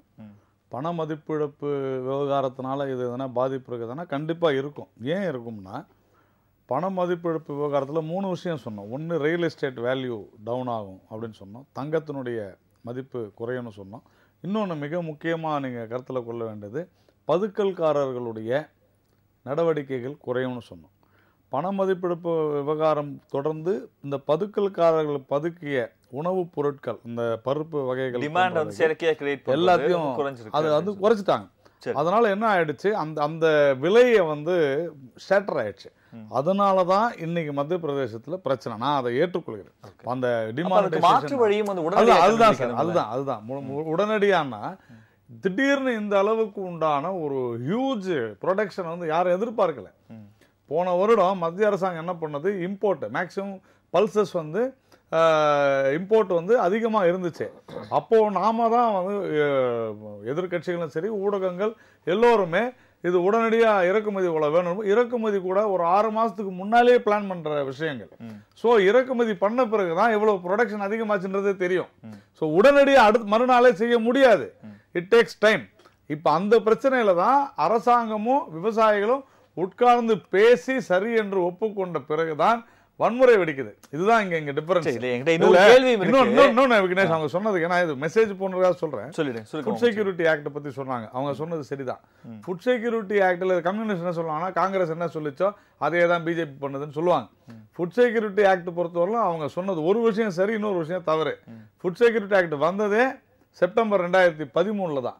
அதற்கு உண்டான பட்ஜெட் எல்லாம் வந்து போட்டது அப்படிங்கிறது பிஜேபி அரசாங்கம் தான். ஏன்னா நாம வந்து 2014ல என்ன சோ அந்த குளிர்பதன கிடங்குகள் நான் சொல்றேன் குளிர்பதன கிடங்கு இது அத்தனை நான் முடிச்சிடுறேன். இது எல்லாமே புக்ல இருந்துச்சு, ஆக்ட்ல இருந்துச்சு, நான் மறுக்கல. ஆனா அதை இம்ப்ளிமெண்ட் பண்ணது பிஜேபி தான். அதுல ஒண்ணு காங்கிரஸ் இருந்தாலும் பண்ணிருக்கோம், புரிஞ்சுங்க, காங்கிரஸ் இருந்தாலும் செஞ்சிருக்கோம். அதனுடைய ஒரு நீட்சியாகத்தான் இதை பார்க்க வேண்டும். கிராமங்கள்ல இவங்க சொன்னபடி சாலை வசதிகள் மிக குறைவு. இந்த ஒரு 5 வருஷத்துல மத்திய பிரதேசத்துல ஒரு நாளைக்கு 100 கிலோமீட்டர் சாலைகள், கிராம சாலைகள் போடப்படுகின்றன. இப்படி இது வந்து ஒரு ஓவர் நைட்ல செய்ய முடியாத ஒரு விஷயம். இங்க ப்ராப்ளம் வந்து வன்முறை. இந்த வன்முறை பிரச்சனை ஆன பிறகுதான் இதை பத்தி நாம பேசுறோம். தொடர்ந்து பேசலாம். அதுக்கு உங்களுக்கு வாய்ப்பு வந்து கொடுக்குறேன். திரு குமார், இப்ப இந்த பிரச்சனையை தடுப்பதற்கான, ஏன்னா இப்ப ஒருத்தர் மேல நம்ம பிரச்சனை வைக்கும் போது ஒரு கேள்வி வந்து எழுப்பப்படும் போது அவங்க மற்றவர்களை நோக்கி அந்த கேள்வி எழுப்புவதற்கான ஒரு காரணம் இருக்கு. இப்ப இதுல இந்த பிரச்சனை ஒட்டுமொத்தமாக ஒரு கம்யூனிஸ்ட் கட்சியினுடைய பார்வையாக இதை எப்படி வந்து சால்வ் பண்ணலாம்? ஏன்னா இந்தியா முழுக்க இன்னும் எதிர்காலத்திலும் விவசாயத்தை நம்பி இருக்கக்கூடியவர்கள் பல கோடி பேர் வந்து இருக்காங்க. அப்படி இருக்கும்போது ஒரு ஒட்டுமொத்த பார்வையாக இதை தீர்ப்பதற்கான வழிகள் அப்படின்னா என்ன சொல்வீங்க? ஒரு நாட்டினுடைய வளர்ச்சி வந்து micro level development and macro level vision, 2 விஷனும் இருக்கணும். மேக்ரோ லெவல் விஷன் அயல் நாடுகள் எக்ஸ்டர்னலில் வந்து இந்தியாவுடைய வளர்ச்சி எவ்வாறு இருக்க வேண்டும் என்று தீர்மானிப்பது, ஒவ்வொரு குடிமகனும் ஒவ்வொரு கிராம பஞ்சாயத்தும் ஒவ்வொரு மாநிலமும் எவ்வாறு வளர வேண்டும் என்பதை தீர்மானிக்கிறோம். இது 2 பார்வை வந்து மத்திய அரசாங்கத்தினுடைய நேரடி கட்டுப்பாட்டில் இருக்கு. இந்த மாநிலங்கள் இல்லாமல் மத்திய அரசு கிடையாது. மாநிலங்களை ஆள்வது தான் மத்திய அரசு. மாநிலங்களை 2 பேர் சேர்ந்து ஆள்றாங்க. ஆக நம்ம வந்து ஒரு மாநிலத்தை வந்து மத்திய அரசாங்கம் தவிர்த்து விட முடியும். எந்த மாநிலத்தையும் தவிர்த்து விட முடியாது. மாநிலத்தை வந்து மத்திய அரசே ஆளும் அப்படின்னு வந்து அப்ப அங்க வந்து டபுள் பாயிண்ட் அவங்களுக்கு. மத்திய அரசும் அவங்களே, மாநில அரசும் அவங்க. இப்ப மத்திய பிரதேசம் போன்ற மாநிலங்கள் வந்து அவங்களுக்கு டபுள் கேம், 2மே அவங்களுக்கு தான். ஏறக்குறைய 12 ஆண்டுகளாக நினைக்கிறேன் அவங்க பாஜக ஆட்சியில் இருக்கு. 2005ல இருந்து இருக்கிறாங்க. ஆனா நேஷனல் ஹியூமன் டெவலப்மெண்ட் இண்டெக்ஸ்ல அந்த மாநிலம் தான் கடைசி மாநிலமாக இருக்கிறது. அதே போல இந்தியா ஸ்டேட் ஹங்கர் இண்டெக்ஸ், இந்தியாவுடைய அறிவிப்பு தான். அந்த இண்டெக்ஸ்லையும் பசி அதிகமாக இருக்கக்கூடிய இண்டெக்ஸ்லையும் மத்திய பிரதேசம் பின்தங்கி தான் இருக்குது. அதான் மத்திய அரசாங்கத்தினுடைய அறிவிப்பு தான், நாங்கள் சொல்லலை. அதிகமான வந்து ட்ரைபல்ஸும் அங்கே தாங்க இருக்கிறாங்க. ஸோ இந்த மாநிலங்கள் மீது மத்திய அரசு கூடுதல் கவனங்கள் செலுத்த வேண்டும், கூடுதல் பார்வை செலுத்த வேண்டும். ஆனால் அதற்கு மாறாக இங்கே என்ன நடந்திருக்குன்னா, இந்தியாவுடைய மிகப்பெரிய கிரைம் எல்லாமே அங்கே அந்த மாநிலத்தில் தான் நிகழுது. இது தங்களுடைய ஆட்சி என்பதனால மத்திய அரசு பாராமுகமாக இருக்கக்கூடாது. சிவராஜ் சவுகார் வந்து மத்திய அரசுக்கு வேண்டியவர், குட் பார்லிமெண்டேரியன். ஆனால் அங்கே உங்க ஸ்டேட் கவர்னன்ஸ் வந்து அங்கே ப்ராப்பராக இருக்குதா என்பதா நீங்கள் எக்ஸிஸ்டிங்ல பார்த்தீங்கன்னா இல்லை. உங்களுடைய ஜிடிபி கூட வந்து குறைஞ்சிருக்கு. இந்த ஆண்டு தான் வந்து இன்க்ரீஸ் ஆகுதா தகவல் இருக்கு. ஜிடிபி வந்து இல்ல 2 ஆண்டுகளுக்கு முன்னாடி இருந்தா வரைக்கும் சொல்லுங்க. 12 ஆண்டுகள் 10 ஆண்டுகள் குறைஞ்சிருக்கு. இல்ல. இல்ல குறைஞ்சிருக்கு. இல்ல நீங்க டேட்டா பாருங்க. நான் டேட்டா பார்த்துட்டு தான் சொல்றேன். இல்ல நம்ம அதை பத்தி அதுக்குள்ள போனா அது தனியா இன்னொரு விவாதத்துக்கு வந்து போயிடும். இல்ல நம்ம அதை தவிர்த்து வந்து பார்க்கலாம். இவ்வளவு நெகட்டிவ் பாயிண்ட் மத்திய அரசு ஸ்பெஷல் அட்டென்ஷன் சரி, கொடுத்து உங்களுக்கு இதே ஒரு கோணத்துல இப்ப பிஜேபி ஆளாத மாநிலங்களில் இந்த மாதிரியான ஒரு பிரச்சனை வந்து முன்னெடுக்கப்படுகிறது. ₹1 கொடுக்குறாங்க விவசாயிக்கு. ₹1 கொடுக்குறாங்க. நான் கேட்பது கர்நாடகால. இப்ப இந்த 3 ஆண்டுகளுடைய சாதனையை பிஜேபி முன்வைக்கும் போது அதை திசை மாற்றுவதற்காக மற்ற கட்சிகள் வந்து பிஜேபி ஆளாத இல்ல பிஜேபி ஆளுகிற அந்த மாநிலத்துல மற்ற கட்சிகள் இணைந்து இந்த மாதிரியான ஒரு போராட்டத்தை ஏற்படுத்துறாங்க அப்படின்னு சொல்லப்படுகிறது. அப்படி சொல்ல முடியாது. ஏன்னா இது வந்து இன்றைக்கு ஏற்படுத்தப்படல. நீண்ட காலமாகவே மத்திய பிரதேச விவசாயிகள் நீண்ட காலமாகவே போராடிட்டு இருக்கிறாங்க. இந்த போராட்டம் இன்றைக்கு வந்து மாநில அரசால் சுட்டுக் கொல்லப்பட்டு வெடித்திருக்கிறது. இந்த 5 பேர் சாகல, 2 பேர் உயிர் ஊசலாடிட்டு இருக்கு. இந்த சம்பவம் மட்டும் நடக்கல. 6 பேர் இறந்திருக்காங்க அப்படின்னு சொல்லப்படுது. இது 6 பேர் இறந்திருக்காங்க. இந்த சம்பவம் மட்டும், இந்த மரணங்கள் மட்டும் பலி நடக்கவில்லை என்றால் கடந்த ஆண்டுகளை போலதான் இந்த ஆண்டு போராட்டமும் சாதாரணமா போயிட்டே இருக்கும். ஏன்னா விவசாயிகள் வந்து பலமற்றவர்கள், அவர்களுக்கு பின்னால் அரசாங்கம் தான் இருக்கணும். ஆனா அரசாங்கம் வந்து விவசாயிகளை தண்ணி தெளிச்சு விட்டு அவர்களை துண்டிச்சு விடுறாங்க. இந்த போக்கை வந்து மத்திய அரசு வந்து ஸ்பெஷல் அட்டென்ஷன், ஸ்பெஷல் ப்ரோக்ராம்ஸ், விவசாயிகள் குறித்து ஸ்பெஷல் பார்வை வந்து அவங்களுக்கு தேவை. இதை தவிர்க்கிறது தான் முக்கியமான. சரி செய்து விடக்கூடிய இல்ல இவ்வளவு நாள் பொறுப்பேற்க வேண்டும். 12 ஆண்டுகள் இந்த மாநிலத்தை நாங்கள் ஆட்சி செய்யறோம். இந்த மாநிலத்தின் விவசாயிகள் இன்னைக்கு வந்து சுட்டுக்கு ரோட்ல வந்து நிக்கிறான். ஒரு விவசாயிகள்லாம் போயிட்டு வந்து நீங்க 12 வாகனங்கள்லாம் கொளுத்திருக்கிறாங்க, அடிச்சு நொறுக்குங்கன்னு சொல்றாங்க. நாங்க பார்த்தோம், நேஷனல் சேனல்ஸ்ல சொல்றாங்க லாரிகளை கொளுத்துங்க, ஸ்டேஷனை கொளுத்துங்கன்னு. அவன் ஸ்டேஷனை கொளுத்த வரல. 1ஆம் தேதி ஆர்ப்பாட்டம் தொடங்குறாங்க, 10 நாள் ஆர்ப்பாட்டம் அறிவிக்கிறாங்க. 6 நாட்கள் வரைக்கும் நீங்க வந்து அவங்கள ஃபென்சிங் போட்டு யாரும் வந்து பார்க்க கூடாது, செல்போன் கட்டிங் எல்லாமே வந்து நீங்க வந்து ஒரு முள்வேலி முகாமை வந்து உருவாக்குறீங்க. இது என்ன போக்குன்னா ஒரு சர்வாதிகார ராணுவ போக்குது. நீங்க யாரும் அவங்களை சந்திக்க, அப்ப என்னன்னா இதுக்கு மேல எனக்கு ஒண்ணும் இல்ல, சாப்பிடவும் வழி இல்ல, ஒரு ஸ்டேட்டஸும் போயிருது, நான் செத்தாலும் பரவாயில்ல அப்படின்னு டிக்ளேர் பண்றாங்க. இந்த வன்முறையை கட்டமைத்து, இந்த வன்முறைக்கு காரணம் மாநில அரசு இதை வேடிக்கை பார்த்தது மத்திய அரசு. 2 பேரும் பொறுப்பேற்கணும். இது வந்து ஒரு நீண்ட கால பார்வையாக அரசுகள் கண்காணிக்கணும். விவசாயிகள் பிரச்சனை கேட்க வரும்போது ஒரு 16 ஆண்டுகள்ல மத்திய அரசுல வந்து ஒரு குறிப்பு வந்து கொடுத்திருக்காங்க. அதாவது மத்திய பிரதேசத்துல 21,000 பேர் வந்து விவசாய தற்கொலை வந்து நடந்திருக்கு அப்படின்னு சொல்லிட்டு, அது 2016 இருந்து பார்க்கும்போது 1982 பேர் வந்து விவசாய தற்கொலைகள் மத்திய பிரதேசத்துல மட்டும் நடந்திருக்கு அப்படின்னு சொல்லப்படுது. ஒரு விவசாயத்துக்கு முன்னுரிமை கொடுக்கக்கூடிய ஒரு மாநிலம், தொடர்ந்து பிஜேபி ஆட்சியில் இருக்கக்கூடிய மாநிலம் அப்படின்னு சொல்லப்படுகிறது மத்திய பிரதேசத்துல. இந்த நிலை இன்னும் நீடிப்பதற்கான காரணம் எண்ணிக்கையா அல்லது வந்து விழுக்காடா அப்படின்னு பார்க்கும்போது, நம்ம எண்ணிக்கையா இருந்தாலும் சரி விழுக்காடா இருந்தாலும் தவறு தான். ஏன்னா இப்படி ஒவ்வொரு மாநிலமும் நம்ம கம்பேரிசன் ஸ்டடி நம்ம செய்யணும். நான் அதான் சொல்கிறேன், ஒரு பக்கம் ஒரு 10 வருடங்களுக்கு முன்னால் வறட்சியின் காரணமாக இருந்த ஒரு சூழ்நிலை போய் இன்னைக்கு இந்த அதிக விளைச்சலின் காரணமாக பிரச்சனை வருது. இது எப்படி பேலன்ஸ் பண்ணுறது அப்படிங்கிறது தான் இஷ்யூவே. இன்றைக்கி இது இன்னும் கொஞ்சம் ப்ராடராக, அதுக்கு முன்னால் நம்ம குமார் சொன்னதுக்கு சொல்கிறேன், ஜிடிபி வந்து 10th ரேங்க்ல மத்திய பிரதேஷ் இருக்கு.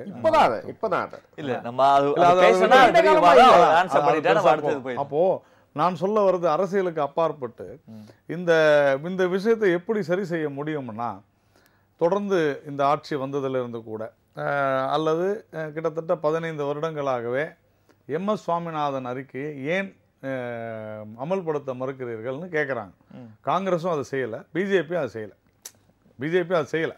எம்எஸ் சுவாமிநாதன் அறிக்கை ஏன் செய்யலை அப்படின்னா, இது ஒரு மிக நீண்ட விவாதம். தமிழ் ஊடகங்களில் கூட இதுவரையில் அது செய்யாதே இருக்கு. இந்த மாதிரி விவாதங்களில் ஒரு 2 நிமிஷம் அதை பேசிட்டு அப்படியே போயிடுறோம், நீங்கள் வந்து மறுக்கிறீங்கன்னு. That is a very big subject. அதில் கரும்பு எடுத்துங்க, சுகர் கேன் இந்த அரசாங்கம் வந்த பிறகு எல்லா ஆலைகளுக்கும் இந்த நேரடியாக விவசாயிகளுடைய கரும்பு விவசாயிகளுடைய கணக்கில் பணம் போய் சேர்ந்திருக்கிறது தமிழகத்தை தவிர. இது வந்து ஒரு பைலட் ப்ராஜெக்ட் மாதிரி தான். இந்த மாதிரி நிறைய செய்யணும். இல்ல பொதுவா இந்த மாதிரியான பிரச்சனை வந்து தீர்வதற்கு இன்னும் எவ்வளவு காலம்? ஏன்னா இந்தியா மாதிரி ஒரு கண்ட்ரில விவசாயத்தை நம்பி இருக்கக்கூடிய கண்ட்ரில எவ்வளவு காலம்? அதுதான் சார் ஒரு ஆக்ஷன் பிளான் அப்படின்னு சொல்றோம். இந்த விவசாயிகளுக்கு நீங்க 3 விவசாயிகளை உட்கார வச்சு பேசுனீங்கன்னு வச்சுங்களேன். உதாரணத்துக்கு நம்ம பேசுறது தவறு இல்லை, ஐயா கண்ணு அவர்கள், நம்ம இவர் பாண்டியன், PR பாண்டியன், நல்லுசாமி, இந்த 3 பேர் உட்கார 3 வியூஸ் சொல்லுவாங்க. காரணம் என்னன்னா, நல்லுசாமி என்ன சொல்லுவாருன்னா, எங்களுக்கு இலவசம் வேணாங்க, எங்களை விட்டுருங்க, நாங்க பாத்துக்கிறோம் அப்படின்னு சொல்லுவார். அதாவது மானியங்கள் அவர்களுக்கு தேவையில்லைன்னு நல்லுசாமி ஐயா சொல்லுவார். PR பாண்டியன், ஐயா கண்ணு எல்லாருமே அதான் சொல்லுவாங்க. ஆனா இன்னைக்கு என்ன ப்ராப்ளம்னா, இதை நாம் கொண்டு போய் கிட்டத்தட்ட ஒரு 30 வருடங்களுக்கு முன்னாலேயே இதை கொண்டு போய் யூரியாலேருந்து டிராக்டர்லேருந்து எல்லாத்தையும் கொண்டு போய் உள்ளே கொண்டு போய் புகுத்திட்டோம். இப்போ அதுலேருந்து வெளியே வர்றதுன்றது சிரமம். இதனுடைய அந்த சிரமம் வந்து எவ்வளோ நாள் ஆகும் அப்படின்னா அது அந்தந்த மாநில அரசு வந்து உணர்ந்து செயல்பட வேண்டும். இல்ல அதை புரிய வைக்கிறது அவேர்னஸ் கிரியேட் பண்ணும், மத்திய அரசு கிரியேட் பண்ணும். அதனால தான் இந்த சுதந்திர இந்தியாவில் இல்லாத அளவிற்கு முதல் முறையாக நாம் 1,83,000 கோடி ரூபாய் அளவிற்கு விவசாயம் மற்றும் விவசாயம் சார்ந்த கிராம நலன்கள் சார்ந்த ஒரு நிதிநிலை அறிக்கையை இந்த முறை நம்ம கொடுத்துருக்குறோம். இப்போ கடந்த ஆண்டுகளை ஒப்பிடும்போது வந்து குறைவு அப்படிங்கிற ஒரு கருத்து இல்ல இல்ல இல்ல சுதந்திர இந்தியாவிலே அதிகம் இந்த வருடம் தான்.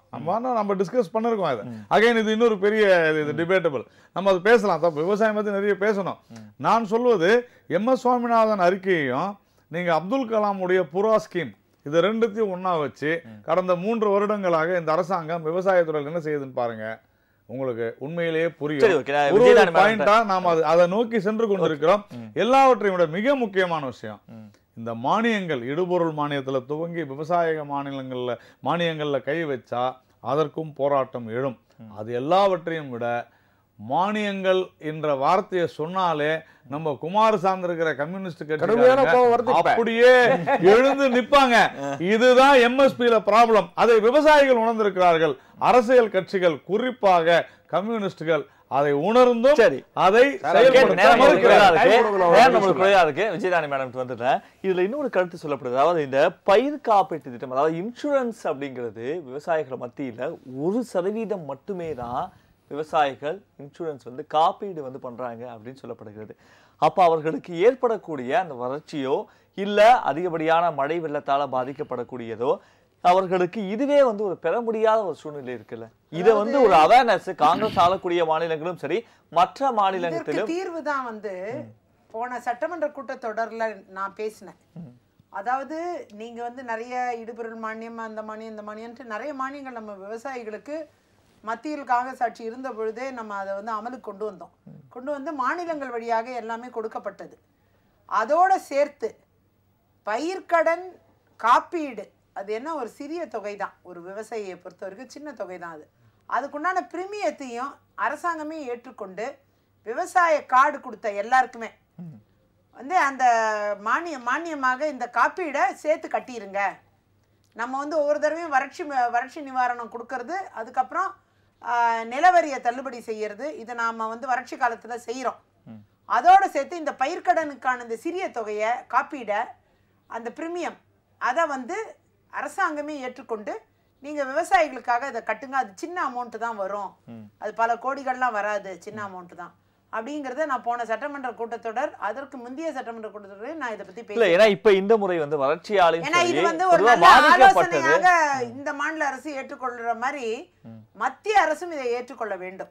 ஏங்க மத்திய அரசு கொடுத்த மாநில அரசு தான் கேட்கல. என்னங்க நீங்க இதுல மத்திய அரசு காப்பீடு தாங்க, காப்பீடு நாங்க தானங்க கொடுக்கிறோம். 50% கொடுக்கிறோம். 50% இல்ல ஃப்ரீயா கொடுக்கிறோம். 50% ஸ்டேட் கொடுக்கணும், அவ்வளவுதான். அதாவது அந்த காப்பீடை பொறுத்த வரைக்கும் ஃபசல் பீமா யோஜனா என்ன சார், காப்பீடை பொறுத்த வரைக்கும் பயிர் பாதுகாப்பு சட்டப்பேரவையில இதை குறித்து நம்ம பேசியிருக்கோம்.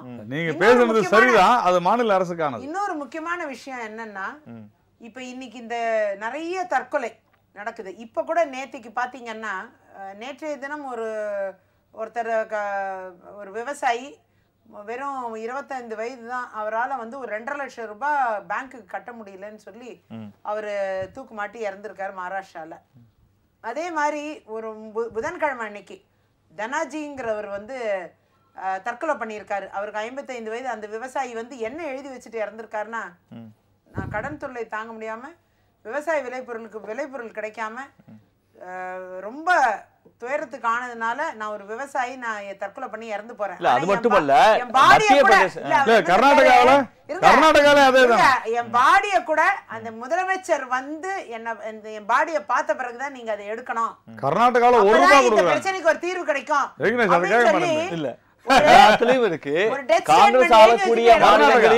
காங்கிரஸ் ஆளக்கூடிய மாநிலங்களையும் இல்ல மத்திய பிரதேசத்திலையும் டிசம்பர் மாசம் அரசு வெளியிட்ட அறிக்கையில கூட இங்க அதிகப்படியாக அதாவது வந்து அதிகப்படியாக கடன் தொல்லை தாங்காம தான் வந்து நிறைய விவசாயிகள் வந்து இறந்திருக்காங்க. அரசு சார்பும் அறிக்கை கொடுக்கப்பட்டது. கர்நாடகால இறந்து போறதும் பொதுத்துறை வங்கிகள்ல வாங்கின கடன் எல்லாம் தள்ளுபடி செய்யப்படாம இருக்கிறதுனால அது மாநில அரசு கட்டுப்பாட்டுல இருக்கு.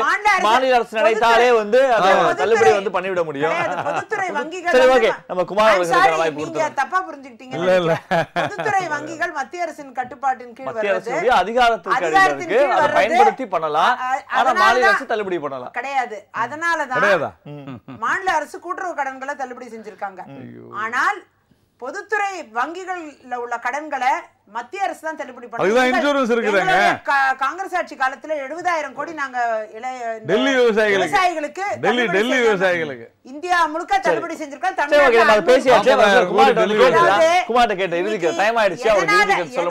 நான் வந்து அதை உதாரணமா மீண்டும் மீண்டும் சொல்றேன்னா, மத்தியில் ஆளும் பாஜக தங்களுடைய பொறுப்பை தட்டி கழிக்கிறார்.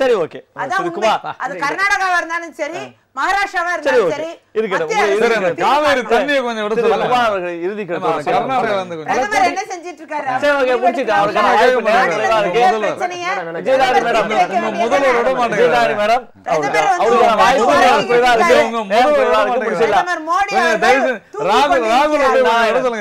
பல கோடி விவசாயிகள் இந்தியாவில் இருக்கிறாங்க.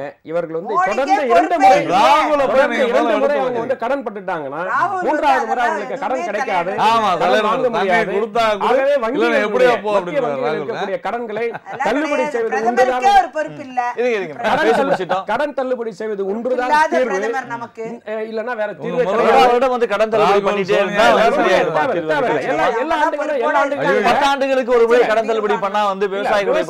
விவசாயிகளுக்கு 2 முறைக்கு மேல அவர்களால் 3வது இடத்துல கடன் வாங்க முடியாது. இப்ப அதே வங்கிகள்ல அடுத்த ஆண்டு வந்து விவசாயம் செய்வதற்கு கடன் கொடுக்க மாட்டாங்க. ஏன்னா பழைய கடன் திருப்பி அடைச்சாதான் அடுத்த கடன் வாங்க முடியும். அடுத்த விவாதத்துக்கு போக விரும்பல, ஒரு கருத்தை மட்டும் பதிவு பண்றேன்.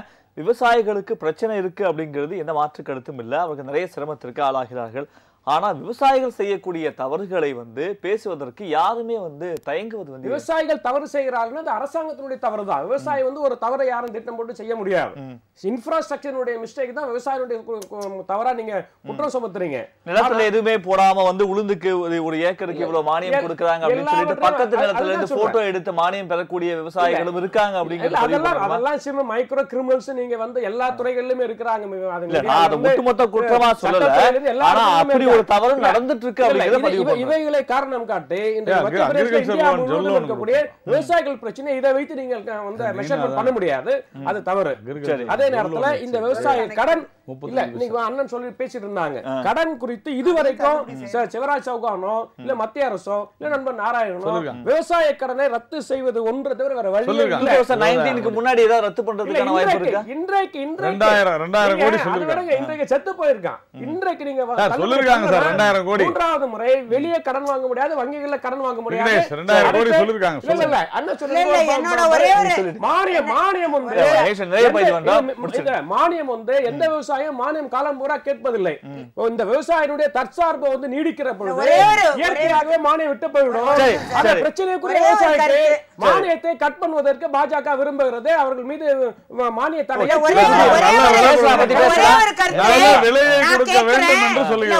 நான் கேக்குறேன். உத்தரப்பிரதேச 36,000 கோடி தள்ளுபடி செய்ய முடிஞ்ச இந்த பாஜக அரசாங்கத்திற்கு இந்தியா முழுக்க இருக்க பிற விவசாயிகளுக்கு தள்ளுபடி பண்ணிருக்கலாம்.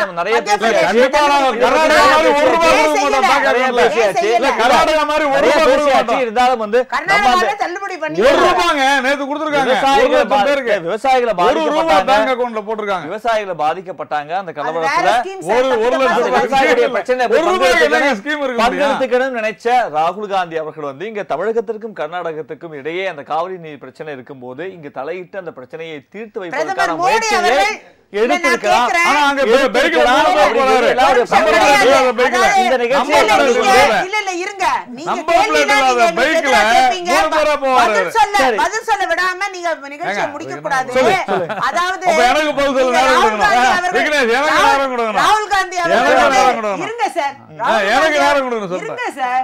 ராகுல் காந்தி அவர்கள் வந்து இன்னைக்கு பிரதமரா இல்ல.